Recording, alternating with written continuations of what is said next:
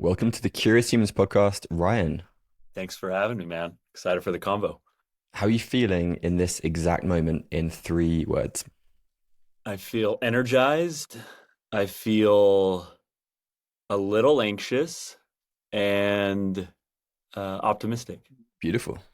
Well, the question that I love to start these conversations with is, do you consider yourself to have been an exceptionally curious child? And if so, can you remember a story about something that you were curious about?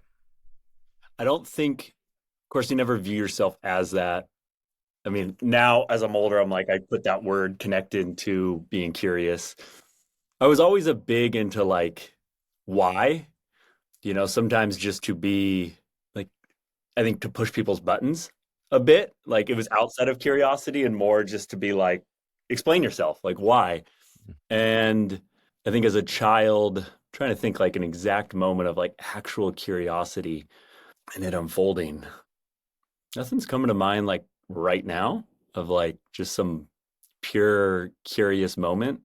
But I definitely like I pushed the boundaries. That was like my big thing. I always was finding like I was big into I guess curiosity into like why is it have to be done this way? Especially in school. Like I went through the public school system and it worked for me because I understood I could really watch the system and how it worked and be like, okay, there's a kind of a formula to this, and it's like, why is it done this way? And then curious into, okay, first, why do we do it this way? Then I'm curious, like, how do you do this quicker? Or are there actual shortcuts to this into the process and into getting outcomes that, I understood that outcomes were important in a public school system. Like it was grades. And then it was like, okay, if that's the end goal, that's what a success is, being recognized until you get the good grade, you are deemed successful, you get access to college. Watching that system, maybe I wasn't learning the most, but I got curious into why the system worked the way it did. And then it became a very, for me, easy, like very simplified process. I knew what had to get done. And I think it started from kind of getting curious into like, what does the world view as success and what is success here? So that was, yeah, I think public school system kind of was my intro into that. Mm, yeah, that resonates with me as well. I went to a British private school, and I feel like I was the annoying kid in the back of the classroom who was like asking why all the time, like why are we learning this? Like, just what's the point? And being frustrated and not getting, just being met in that kind of desire to know things that were outside of the structured curriculum. Totally. Um, Every teacher I had was always really frustrated with me to start. Like I was had a special seat. I was in the side of the classroom, like kind of blocked off from the class. But by the end, I had a very close relationship with them. And I think they understood that yes, I was a nuisance and I had a lot of energy, but equally, like I was trying to bring understanding to things for myself, even for the classroom. So by the end, I think they appreciated the challenge, or it made them even maybe get to this word curious a little bit more, or a deeper understanding of what they're talking about. So I always ended with like a really strong relationship with everyone, but it always started with a little friction. And it took some time to kind of get to know what my intentions were and who I was. yeah.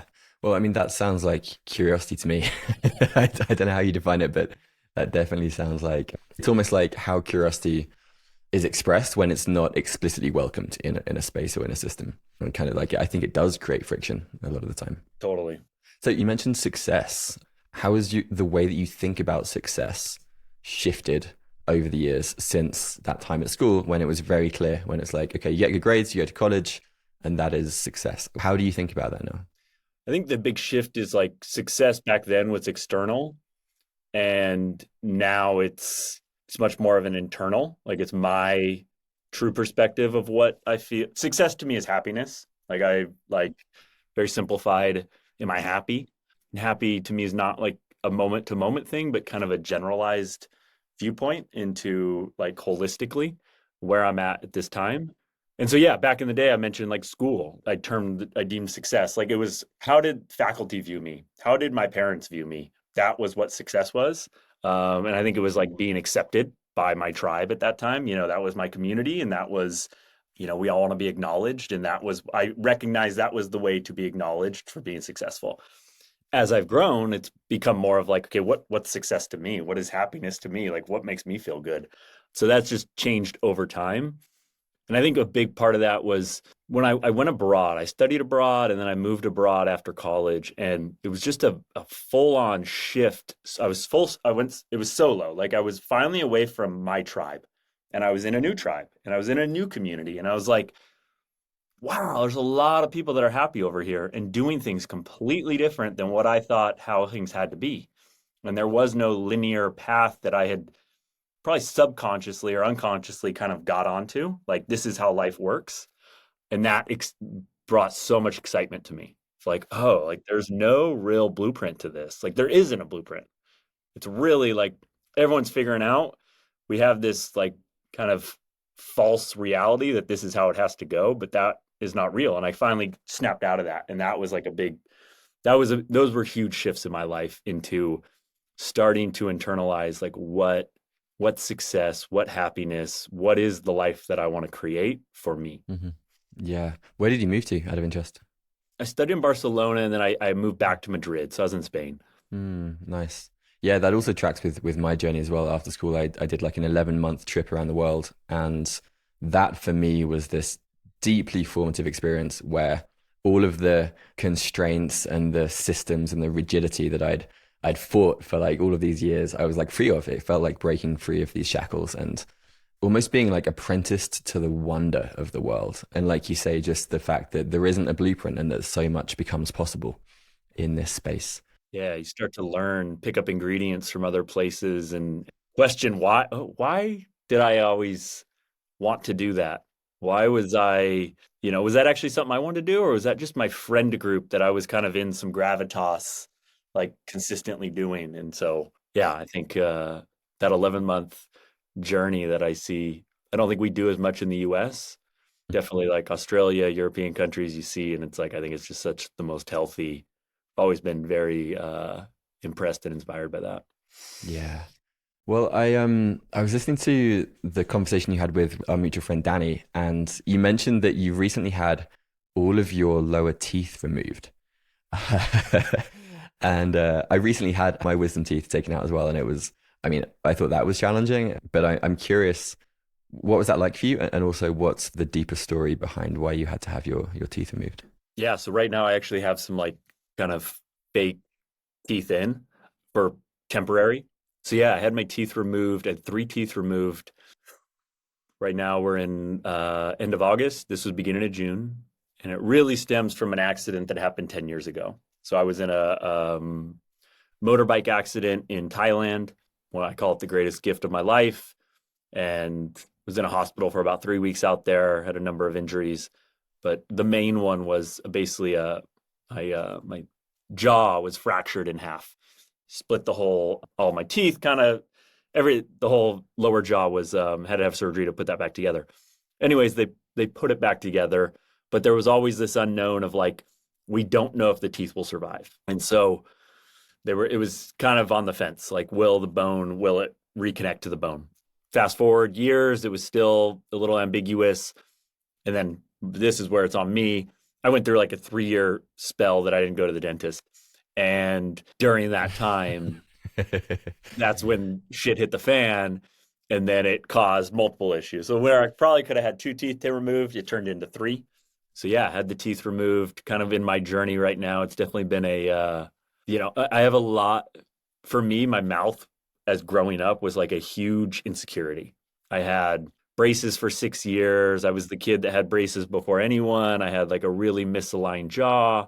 So I was in the dentist all the time. And it was like a place that was not, I don't think the dentist is joyous for anyone, but it was like very tough place for me. And so what's fascinating is, I have this, I got word earlier this year, we have to remove your teeth. And it brought up so much for me. It was like kind of back to my childhood of like, I thought I was past this. Like, man, I have, these wounds that I thought had kind of disappeared, came back up, and I was like fully brought back into my childhood. And what was crazy is so I'm back in Sacramento. I grew up here. I live in this region now again, but where I went to the dentist every like multiple times a month as a child. My surgery to remove my teeth was the building next door randomly in Sacramento.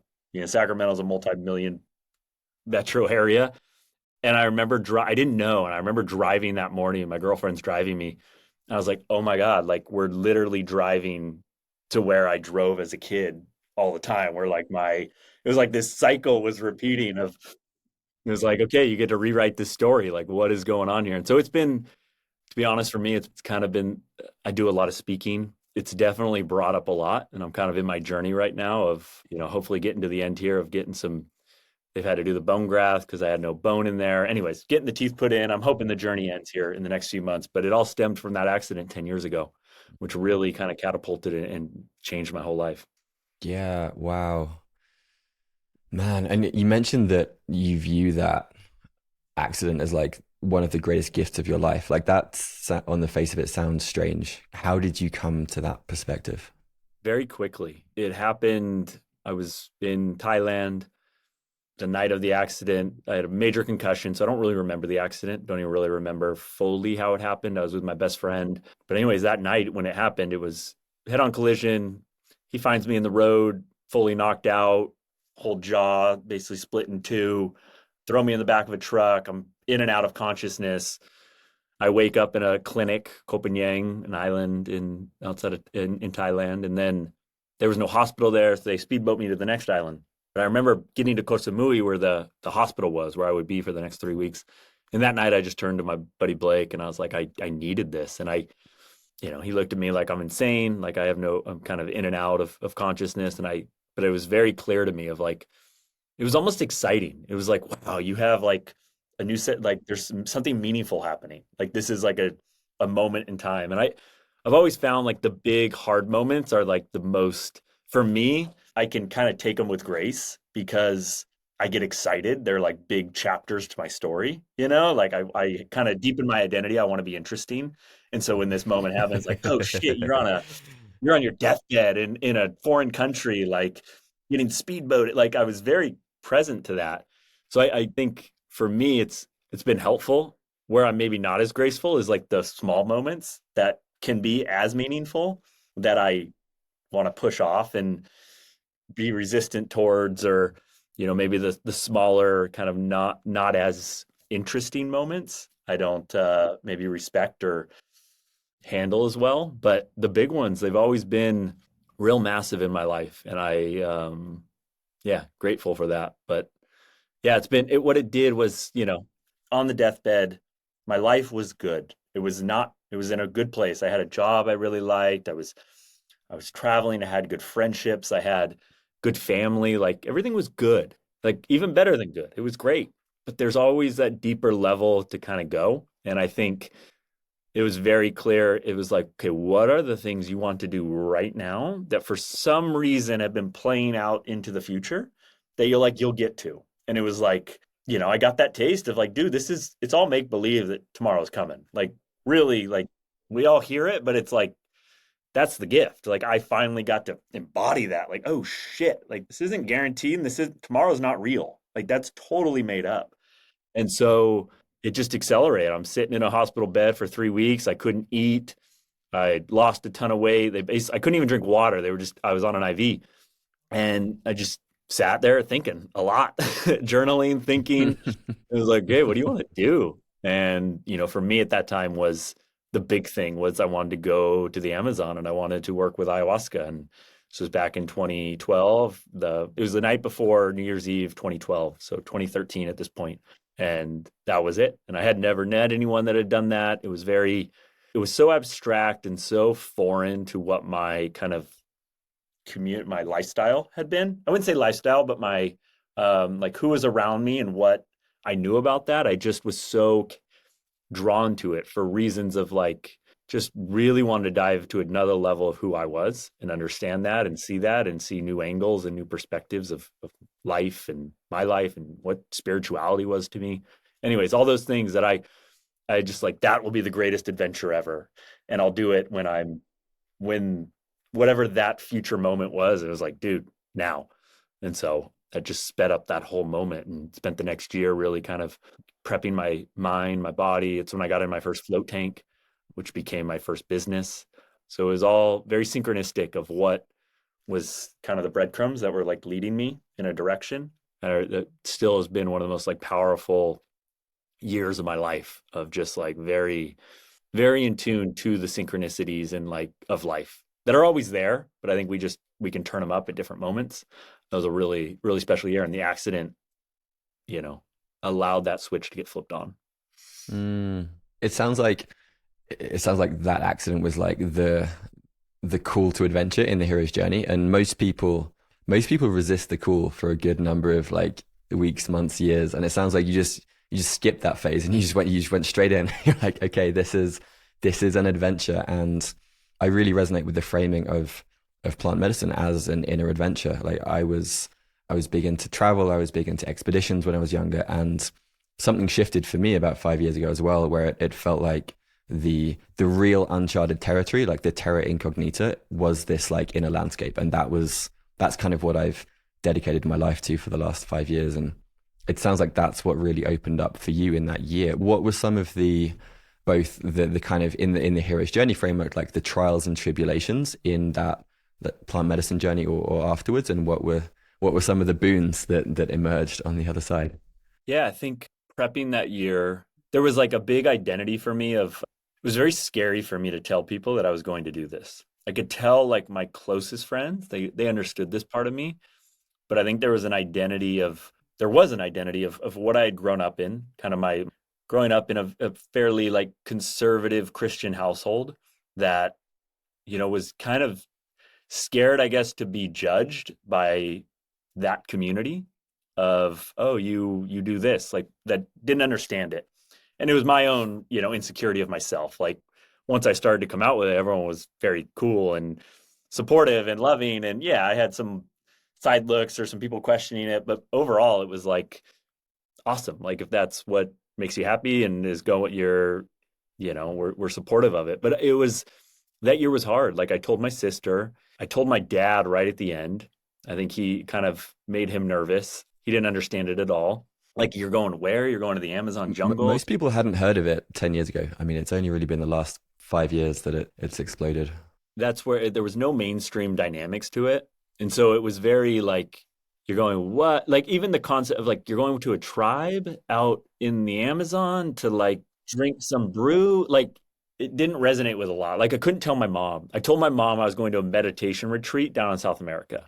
That was the furthest I could get, which it wasn't a lie at It's not all. not true, right? Exactly. And looking back, I think it was like there was a bit of being judged, but it was also like it's kind of meeting people where they were at.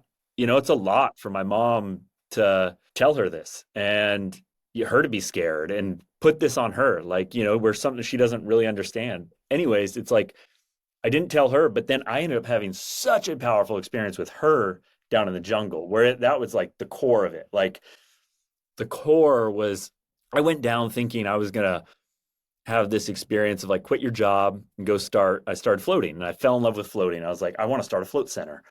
I was working in professional sports at the time, really enjoyed my job. So anyways, I thought I was going down to be like, I'm going to learn how to go start my new business, like that was what my conscious mind was like thinking. And it was so quick, like that's taken care of. Like, okay, that's done. Don't worry about that. We don't have to think about that one more time. Let's get to work. And then it really became like parental dynamics and like who I was. And anyways, the core of it was like my mom. And it was like my mom's like love for me. Like that's the thing of my greatest gratitude in life is like my parents, like I've never questioned what love was. Like they've given that to me at my like from the onset of my life. And I never had to fight for that. Like I never questioned if that came and went, if that was something you was a give and take. Like in my core, I don't even know how to explain it, but I have it. And feeling my mom's like love for me of just, it's like I get emotional thinking about it. It's like how much she sacrificed for me, but like there wasn't even sacrifice. It was just, it's what she did. And that has been my rocket fuel all of my life. You ask like, I probably from the outside, like look successful. And it's like, I trace it all back to like, I had a home that I was loved. Like that is it. Like I've never, I don't know what that, if I didn't have that, to me, that's the foundation of everything that's been built of confidence, ambition. being secure to go after something. To me, the foundation is I felt love. So that was what my journey was. It was like in and out of like, well, if I tell my mom I'm doing this, will she love me? Will she care? And I was like, I got down there, I was like, whew, like so deep into what love was. And yeah, I think that was it. It was really like kind of a shedding of identity, of spirituality. That was a big one, like kind of holding on to kind of old beliefs or beliefs I didn't even really know I maybe had anymore, and leading into it and then coming out the other side and being very just like comfortable with who I was. It was very, and ayahuasca has been a tool that I've worked with consistently, but there's always something so special about that first time going in, that new world of, it's very special. So that was that year. Thank you for sharing that. And I have so many questions. Um, One that comes to mind is it sounds like the gift that your mum gave you was this like secure attachment in kind of attachment theory. You just had this like deep sense of maybe secure attachment to life as well. And what's interesting is that a lot of, let's say, like high performing CEOs, entrepreneurs, they often didn't have that growing up, and they used the business, or they used the kind of the journey to success as a way of getting that approval and finding that kind of love, essentially. I think that's kind of what it tracks back to. So if you already felt an intrinsic sense of love and well-being in yourself, like what was your driver to be ambitious and to start, multiple companies? I think it's always stemmed from this like great balance of selfishness and selflessness. Like the ambition never, whether it was capital floats, whether it's been plunge, like I never looked at how much money I could make. Like it would, like that was, yeah, money's come from it, but it's like I've never, like truly, I don't even, it never pen like I made a business plan for cat floats because I had to find investors, but it was literally like how we could pay our bills. Like it was, and the start of that was, it's always been like, okay, how do I go make an impact in things that I'm passionate about? And for me, everyone asks, like, should you chase your passion? I'm like, should chase your passion when you can bring immense value with it, or where there's a problem to be solved there. Like, don't just get into your passion because it's your passion. So soccer was that thing to me. Like, I truly felt I had like a calling when I moved back to Spain. I grew up playing the sport. I loved it. And that's what I worked on. I moved back from Spain to the United States to get involved in Major League Soccer. And at that point, that was my vision. I felt soccer was this uniting activity that brought people together. And it was a startup. And I was like, I want to go be a part of that. And it was awesome. I got mentored. I got a lot of business learnings there, but it was very much about a bigger mission and vision for me. And then floating, I started floating. I fell in love with it. And the selfishness was, this is a whole new world that I never had access to. If I could build a place that I literally sat at the front desk and just met all these people coming in, that's a win. I didn't think, I was like, if I had made enough to pay my bills, like that was it. I'm winning. Like that was the extent of it. That was the selfishness. The selflessness was, holy shit, this is changing my life. How do I make this more accessible to other people? That was like that world. Plunging comes up.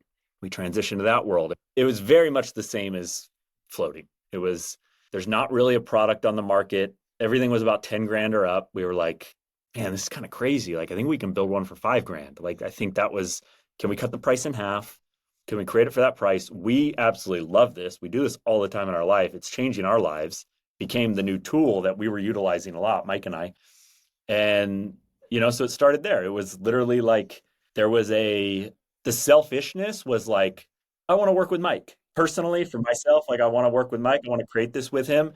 And selfishly, it was like, this is interesting. Like, it was the new thing. And I was like, I like to be a little ahead of the curve. It's where like floating was at for me. Plunging, I felt like, okay, cool. This is like an interesting part of my story. So that was the selfish part. The selflessness part was like, man, more people need to be doing this. And can we get this a lower price point? Can we make an accessible brand? Those were the things of, can we educate more? Can we bring this more to the mainstream and get more people to understand that this is just like a very simple tool, whether you have a plunge from us, whether you're in your shower, whether you get in your local river, like this has the potential to change your life. And so that has always kind of been my blueprint of, wanting to businesses that I started. So I think the original question of like the ambition, once I get it going, I like to win, and I don't even know what winning is. As I say that, I'm like, I just like to push it further. I'm not really content, for better or worse. So it allows these companies to grow and be pushed. But the ambition is, I think it's less ambition and more, it's kind of a curiosity. Like, what can this become? Like, what can we even do? Like, yeah, I remember floating. I was like, what would it be like if I got people to do 30,000 floats? What's our community going to be like? So it's really run from there. And then the byproduct is, yeah, you get, it's all the other things you don't think about that become cool. Like now I look at like Plunge, it's like it's my family. I walk in, our team, I'm here every day. It's like this community that I have, that I've built around me, that are, people challenging themselves, working towards a mission. It's like it's incredible. So yeah. Yeah, I love that so much. And it sounds like the winning is almost, it's like you're playing the infinite game as opposed to the finite game. The finite game would be like you hit a certain revenue amount or you get acquired and that's like it. But it sounds like you're finding ways to keep the game becoming more interesting. And it's almost like it's like unfolding the deeper down you go. I just made a connection in my mind that one of the questions I wanted to run by you was a question that someone asked me a few days ago on a podcast, which was, what are some practices or experiences that I have in my life for increasing nervous system capacity? And I realized that both of your businesses are in some ways like the float tank, you're increasing your capacity for parasympathetic rest and like really increasing that side. And the plunge is increasing your capacity to be with a very intense stressor. And so it's interesting that both of your businesses are serving this goal for like increasing nervous system capacity. So I thought that was interesting to share, and also curious what comes to mind for you in terms of like, is that something that you actively work on? Like, are you thinking about ways that you can increase the capacity of your nervous system in these ways, or is it just a byproduct? I think to me, it's always been around the term transformation, which is probably a little more ambiguous than nervous system. But I think the nervous system is probably at the core of that, into how we can, like you said, stress it, build that robustness in the nervous system, like actually work on that. Like that's actually one of the things that's happening here. And yeah, especially once I've got into cold, I didn't recognize early what was going on. I just knew I feel great and this is improving my life and I feel more capable. And as I've gotten more connected to people that are studying this, I'm like, oh, this is we're working on our nervous system. This is a getting in the cold, getting in the sauna. These are like true gyms for our nervous system. That's what I've started to see is like, yeah, I have a workout routine for my muscles, for my body, for my joints. Like there is a process for that. Well, our nervous system is as important in the body as that. But we don't really talk about what is the protocol for that. How do we train that? It's a totally different dynamic. And so as I've reframed that over time, yeah, it's like, where am I getting micro hits of that? Where am I getting my macro hits of that through like, whether it's through larger experiences or, the cold, the sauna, hard workouts. Those are like the micro hits that I can do, breath work practices that we can invoke that are pretty simple.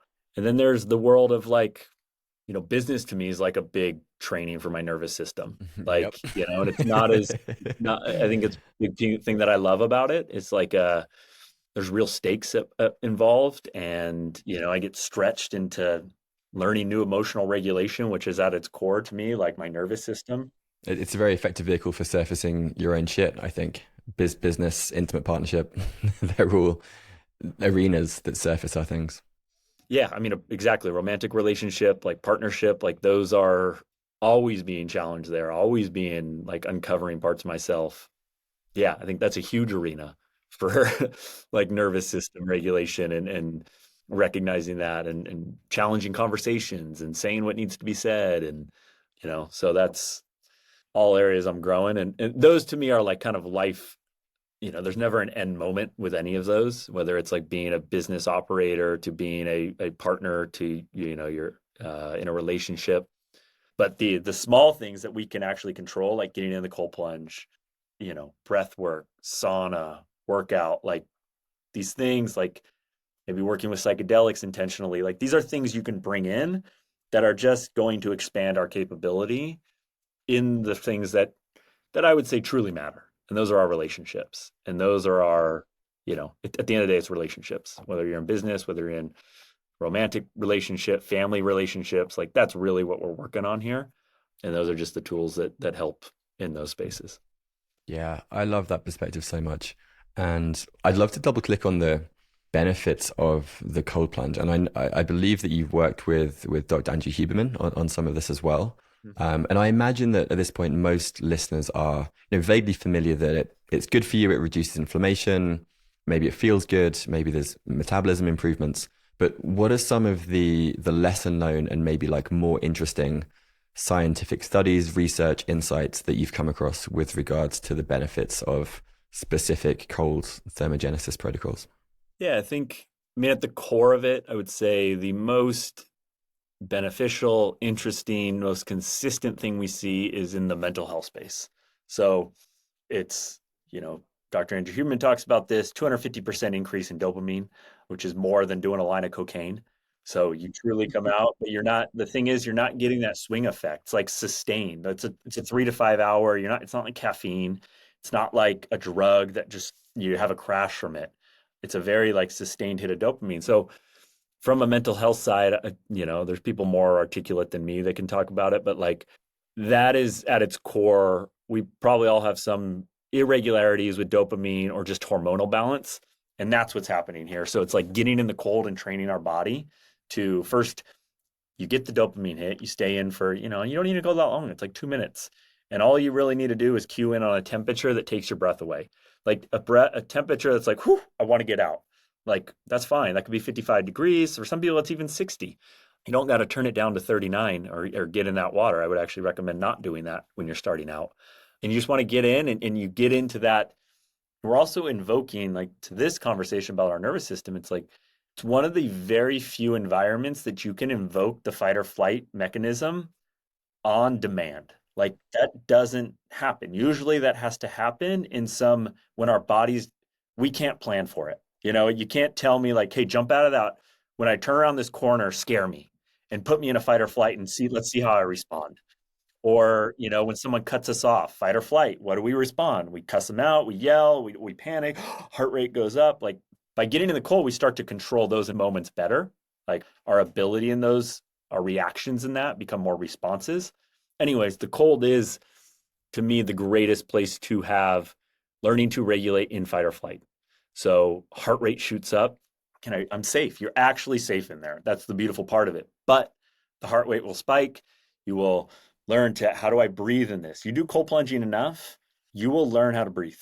You will learn how to breathe in stress. And it's to me the most simple, straightforward way to learn to breathe in stressful environments. And it could take time. We see a lot of people that start out with cold and they want to fight it. And I see it mostly with men. Men get in and they want to, it's a badass thing. I'm going to suffer through this and I'm strong. And it's like, that's fine. And you will learn how to let go. And that's part of the journey into being in stressful scenarios is letting go, like surrender to it. You don't have to fight it. And so I think the cold from that, like, I talk about the mental health, that's number one. Like the amount of, you just go to our website and read our reviews. It's insane. Like, which I think is the coolest part from like reading this. Is like, I got this and I thought I was going to do this and it's changed my life into, how I am as a father. Like things that they thought they were going to work out more. It's like, yeah, you're getting that, but that's like such a byproduct of, being a happier person or being more like connected to your family. And those are the things we actually see. And then, there are these plethora of other benefits that you talked about, whether it's metabolism increase. And I think we're trying to understand, I say we, just the community in general, like there's different ways to induce these things. So for metabolism, my understanding right now is like, it doesn't need to be as cold. It's actually, you probably want it like not at its coldest temperature and you want to go longer. So that sub 60, sub 55, they term it like browning, getting your brown, like turning on the brown fat in the body. And the colder you can be in there, and you could even do that in a cold house. Like a cold house activates your brown fat, and your brown fat increases your metabolism. There's two different types of fats in our body. We have white fat and we have brown fat. White fat is like energy storage. It's the fat that kind of shows up around our body. Brown fat, which is usually carried in like our chest, neck areas. Babies are we have a lot of it when we're very young. We tend to lose it over time. But you can reactivate it. And through cold thermogenesis, like that brings that browns the fat in our body, that activates that. So that's energy production. So that actually pulls away. It helps with glucose regulation. And it also helps with diminishing white fat around the body. Anyways, the protocol, that's as I'm starting to understand it, and again, this is we'll learn more as time goes on and more people do this and more studies take place, but that's a little longer in the cold, and it doesn't have to be as cold. That's more of a metabolism. There's I consider it resilience training, which is colder temperatures. And what are the benefits to that? To me, it's just capability. Like it's like a super hard workout. Can you stand it? Can you go through it? There's, increase in white blood cell count. So that's more of like a robust nervous system or immune system. So you're getting an increase in white blood cell. I think the other piece to this too is we're learning the power of adrenaline. And adrenaline is this amazing, it's amazing we actually need to sustain adrenaline for like our health. And you can blow out your adrenaline. So it's something to think about, like when you're doing contrast therapy or even cold. Like if you go too long in the cold, you almost you blow out all your adrenaline. Your adrenaline, it will come back, but it could take a little while. And when you have no adrenaline or your adrenaline's like really used up, you're more susceptible to getting sick. So it's something that like a lot of people, I wouldn't say a lot of people, but some people go on vacation. They're hyped up, they're in sympathetic state all the time, and then they finally transition on a vacation and they calm down and then they get sick. It's because the adrenaline in the body, it's not managed correctly. So it's a balance of, you know, we don't want to be in parasympathetic all the time. There's a balance of how to get there, but sympathetic is an important state to be in. And so getting cold is a way to like manage our adrenaline. It does bring on adrenaline in our body. So just getting hits of it every single morning, you're keeping your adrenaline at a certain level, which is important for our immune system. Blood flow, seeing big increase like impacts there. It will increase blood pressure like when you start because you're having a restriction of the blood. All your blood's flowing to your organs. That's a safety mechanism in the body. But then when you get back out, blood starts to shoot to all the different regions. So that's where it does start to impact workout recovery. And that's probably the most controversial subject right now of people of like, do you cold plunge right after your workout? Do you cold plunge? Do you space it 3 hours after? I think the most simple term for me is like you get cold when you can get cold. Like if you're using it as an excuse to not get cold, you're kind of missing the boat. But if you are a pro athlete or you are like training for a very, maximized muscle gain experience, whether that's weightlifting or something, yeah, you probably want to be separating it. But I will also say we work with a lot of CrossFit athletes and to me, they're in the game of recovery and they're not as concerned with it because they're like, I need to work out tomorrow. So I don't care. I want to work out hard tomorrow. So if it stunts the inflammatory response of my muscle gain a little bit today, but I can show back up tomorrow and go at it, that's a win. So it's a long game that they're playing. Yeah, I mean the list kind of goes on and on. We see a lot of people with different ailments, like MS is a big one. So a lot of autoimmune, like in the nervous system, like when the nervous system is dysregulated, like that's a win. We see a lot of people very quickly. That's like within a week usually of people that start to cold plunge, they start to see a balance take place. Yeah, well, I think we're still scratching the surface. The big one right now, we're working with a couple different, big research centers on studying cold and heat as it pertains to depression and anxiety. So that's the one I'm excited on. We're probably about 18, 24 months from really understanding, but like we're talking big money studies going on right now. That to me is finally focusing in on the most impactful part of cold plunging, which is this mental health side. We see a lot it's a common testimony we receive of transitioning off SSRIs or using the plunge as a true anti-anxiety tool. Doesn't have to be a 5-minute plunge 3 times a day, but they'll get in for 1 minute 3 times a day, and it just recenters them. And it's not a one time you do it and you're healed, but it's like taking a pill. You take it, you feel a little better, but you can get in the cold for 1 minute and kind of have this sustained response. So, I can kind of go on forever into the things we hear, but it's far different than when I started this company. I did it because I felt great. Like that was it. Depression wasn't something I dealt with. It was more of just like, I feel incredible. I couldn't really articulate what was happening on the dopamine level. But now seeing it from people with so many different walks of life, so many different backgrounds, different ailments, how it's impacting them, we're just scratching the surface into kind of how the cold is impacting people. Hmm.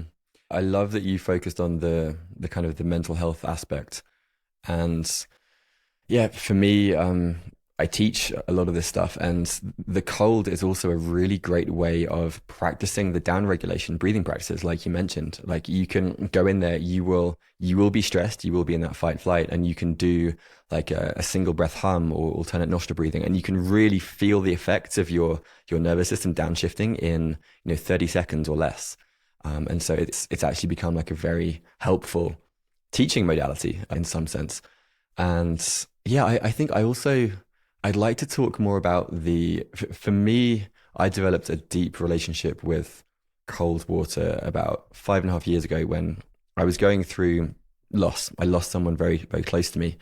And I was living next to the ocean, and I began a practice of cold water swimming this was in winter. It was like December, and it was like snow on the ground. And I think perhaps more than any meditation retreat, than any plant medicine, the practice of swimming in the cold I went for like 25 minutes, which is probably longer than I should have done in some ways. But there was a sense of, as I was swimming, the ice cream headache and the pain would get so intense. And my default reaction, as you mentioned, a lot of men get in, they fight the cold. And there was a turning point where I mean, I was like 200 meters out to sea. I couldn't just get out. But I like let in the cold. I fully let in and welcomed the sensation that I thought was painful. And in that, a lot of the grief and emotion kind of came through as well. And it was like I'd been putting up these walls to the emotions in the same way that I'd been putting up the wall to feeling the cold. And it was such a like a daily teacher in surrender that if I didn't really like fully let go 100%, then I would just be suffering for the entire swim. And when I did, then a couple of minutes later, this like rush of aliveness and energy and just like ecstasy would kind of come through. And I was like, oh my gosh, like this, it really, yeah, I mean, it helped me get through that really challenging part of my life. And I feel like there's so many parallels between learning to sit with the pain of the cold, but not resisting, but like you said, to learn how to let go and to learn how to surrender. And I think that's I mean, it's a powerful lesson for all of life, really, but particularly when it comes to working with challenging emotions. There was I did a workshop in Bali a couple of years ago, and the facilitator asked us we did 10 minutes in the ice, which was, felt like a long time for me. And after getting out, he was like, don't warm up straight away, like allow your body to shiver. And I sat in the shade. And for about 10 minutes or so, he said, like, don't spend too long because hypothermia is a genuine risk, but just allow yourself to shiver and be in the vulnerability of that shivering. And I remember my teeth were chattering, like my entire body was just shaking. And again, more emotion kind of came through. And I've since learned that, shaking is one of the ways that our body naturally completes these mobilization reflexes. And so for me, that's been another kind of added practice that prolonged exposure in cold water has given me this, like another way to surface some of these just repressed emotions or emotions that otherwise don't get a chance to be felt or experienced. So it's really interesting with your story. I mean, I'm sure you're familiar with Wim Hof's story. Yeah. Uh, I mean, very, very similar story. Lost someone near and dear in his life, and similar thing. Like, he said the cold taught him how to feel again, and that was the start of his whole journey, and definitely something there. Yeah. Yeah. Is it something that you've explored for yourself? Or maybe a better question would be like, how do you think about the word surrender now in your life? Is that something that you've thought about? I do. I mean, the word surrender, I see it as it's like a synonym to presence to me. Kind of neither there nor there. I kind of not looking, not far out, not looking back. Yeah, it's tough for me to like put into words, but it's definitely been. It always comes down to breath and to how to surrender from an actual like physical standpoint, like what that looks like. Yeah, it's definitely in like a parasympathetic state. Feel like we all like, especially in the plunge, like you feel that when your body first 45 seconds, like you said, it's like you're heightened and you can feel you want to get to that first like okay, like there's been a I've regulated a bit. And so that the plunge has been a great tool for me to actually feel that consistently on a daily basis of what a surrender experience feels like. Psychedelics have also been an incredible tool for me in there. Some experience that you can't, it's beyond my mind, it's beyond what I can push through, and it's just letting go into it. So yeah, I'm not sure I know how to perfectly articulate surrender, but it's the greatest place to get to for me to just be present with what is. Hmm. Yeah, yeah, I totally agree.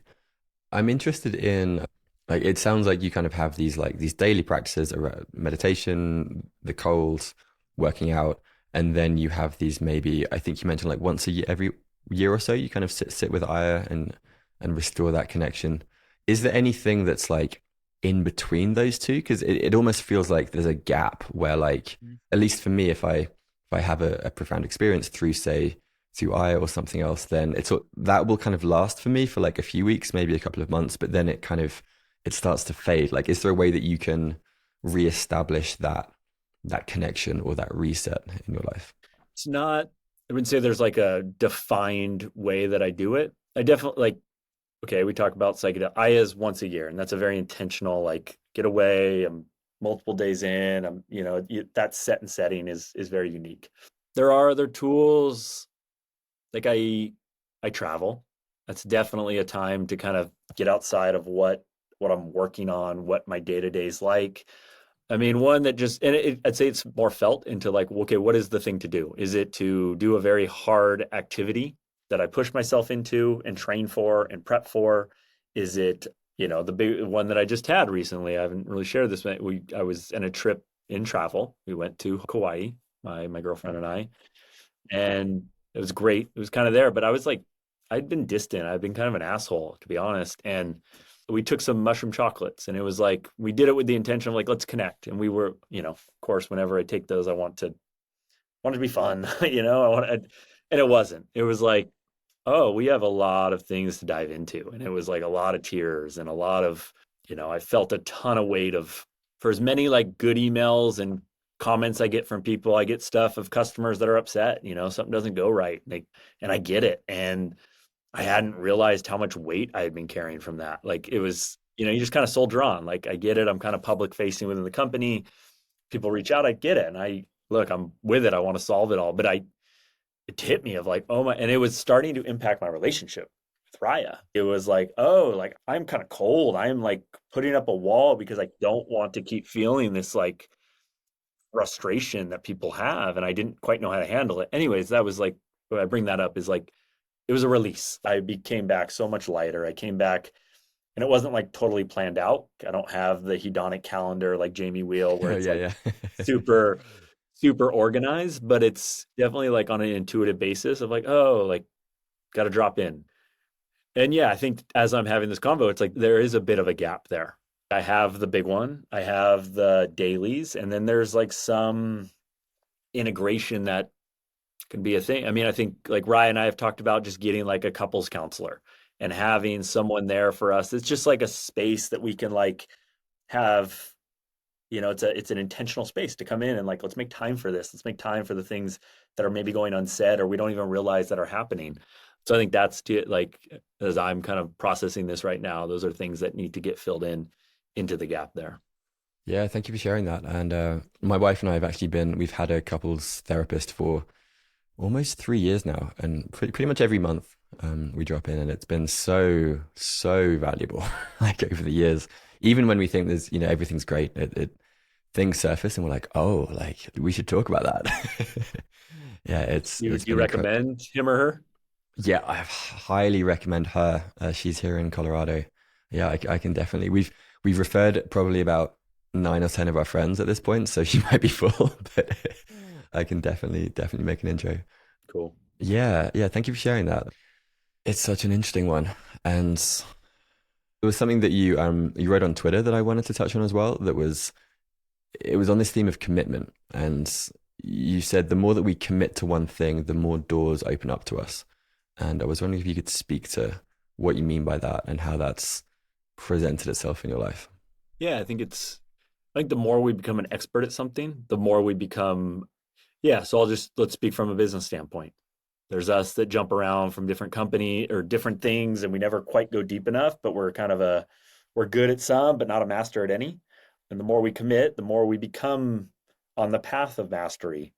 And that's just gravitas. Like that is naturally like people are attracted to that. Like whether it's I think a capital floats. When I started that, another big factor into that. And I remember I had a good buddy and business mentor said, dude, it's not about the success. Like you want capital floats to succeed, quote unquote, but this is your door in to everything else that you want. And it's like that became my like, oh, he got some shit done. So many people that are looking to partner with people and work with people and launch a business with people or just be with people. It's like, what have you done? Like we're all subconsciously kind of like computing that. And, we have all the people that say they're going to do something. And it's like, to be honest, it's like their word just gets cheapened because we don't, what have you done? Like we're all like, even if we're not maybe consciously thinking that, subconsciously we are. And so I remember for Cap, that was like a big thing. I'm going to get this done and I'm going to say I'm going to do this and I'm going to get it across the finish line. And by doing that, by committing and saying, no, I will get this open regardless of what shows up. I'm committed to this place opening. Like, and that was probably the biggest commitment I ever, like, I had no clue what I was getting into. I was very green. It was a lot for me. And however, everything opened up from there. It was people looked at me differently. People talked to me differently. I had more opportunities that presented itself now. And that's when I say doors open up. And that shows up in so many different things. The more we commit into our partnership, it's like the more connection we get to feel, the more love we get to feel, like these new doors that didn't maybe exist. And so that's just what I've seen from my experience of like, see something through, see something big, go after something. And the 10 steps ahead, you can't really foresee what that is. But if you get this one step done, it just things start to amplify into the opportunities around us. Yeah, I love that. And it seems like it's also related to the nervous system capacity piece that we talked about, where it's like you expanded your capacity to kind of like be someone that could do a thing and that could open up a business. And I imagine that the plunge was significantly easier because you had that experience, those reps in a way under your belt and the confidence I imagine that comes from that. You nailed it, man. It's like there's twofold to this. First, I look at you talk about doors open. Mike owned Reboot Float and Cryo, so he owned 3 float centers. So we had already consciously and subconsciously acknowledged each other. Like, oh, he knows how to create something. He can build something. I've seen how he worked. So that door got opened. We now were ready to like jump into something with the potential to be larger than what we had done before. And then I think the actual like there's certain it wasn't my first rodeo in experiencing, shit hits the fan and it feels like it's at the fan. It's like that would have early on in plunge would have wrecked me. Like it probably doesn't keep going. And then even to the point of just how the business was built, we built it on our customer base from our float centers. Like we emailed them and said, hey, we're working on this new project. The pandemic's hit. We've had to shut our businesses down, but we can build cold plunges. Who wants to? We're building 20. We'll hand deliver to your house because they were all in Northern California. So it's like from a door, like we had built trust. They knew, like, cool, if I buy this unit for 4 or 5 thousand bucks, like these guys are going to do it, even though we were very clear of like, we're not some massive business. They had built trust with us. They knew these guys do what they say they're going to do. I'll give you my money. I believe it's going to be a good product, and that was the funding of the whole start of the business. We just built it that way. And so, I talk about doors opening. It's like, I would have never thought that I was building my first customer base by opening capital floats into plunge.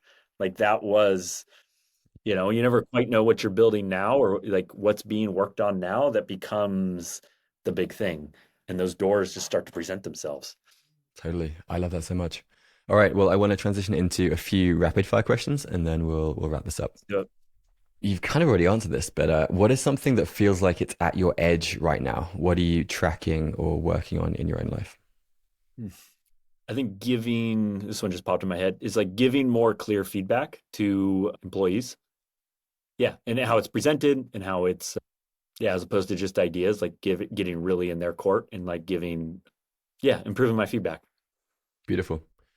For listeners who have access to a plunge or an ice bath, what is your recommended protocol or protocols in terms of timing and temperature? If you're just starting out, I recommend 55 degrees for 2 minutes and just start there and let it all build over time. If you, for me, my protocol is my unit's set to between 46 to 48 degrees, and I go 2 to 3 minutes first thing in the morning every single day. Awesome. What is one favorite paradoxical piece of advice or wisdom that you hold? Well, I said the selfish and selflessness one earlier. I think like when starting out a on a project, like both those need to be present to persevere. You have to have a selfish reason. It cannot be fully selfless. And if it is fully like if you're only selfish, the selflessness has to be big enough to push through at times where you're just coming up short. So I find if you're whatever you're starting, whatever you're building, make sure you're very clear on why you're selfishly doing it and why you are selflessly doing it. What does it mean to die gracefully? I don't know yet. It's my pursuit, and I don't know what that exactly is. And to me, there will be it's a belief. It's a belief that I have personally. There will be a moment of when I transition, and I want to meet that gracefully. And I want to the what we discussed today, I want to surrender to it. And to me, it's arguably the biggest thing I'm building in my life for that moment. Mm. What is your greatest aspiration or vision that you have for your work and your businesses? I think it goes to one of our core values of all boats rise, that it's like anyone that comes into the gravitas or into the process like wins, and that's through fulfillment, that's through joy, that's through challenge. I think it's even on a personal level, the business becomes kind of the external thing, but anyone that comes in contact with me, I want them to feel like I came out feeling better, more fulfilled, more successful. Like that is my biggest aspiration. I love that. Well, this has been such a pleasure, Ryan. I've really, really enjoyed this. Where can listeners learn more about you, learn more about the plunge? Like where would you direct listeners to? Plunge.com for all plunge related stuff. You can find us on social too. Type in plunge or cold plunge, you'll find us. Yeah, so plunge.com. And then me personally, probably most active on either LinkedIn or Instagram. And that's just Ryan Duey. Okay, I'd like to close with this Rilke line. He said, try to love the questions themselves and live them now. Perhaps you will then gradually, without noticing it, live your way into the answer. And with that in mind, what is the question that is most alive in your consciousness right now? And what question might you leave our listeners with? Man, good. This pod goes deep. I think it's one that just kind of popped and it's there. It's just how can I be like the best son to my parents right now with this like moment where we're at in life as they're getting older, as I, they're always my parents, but we're all at different stages and kind of, yeah, connecting with them and cherishing the time. Mm, beautiful. Well, thank you so much, Ryan. This has been so much fun. Thanks, Johnny. Appreciate it.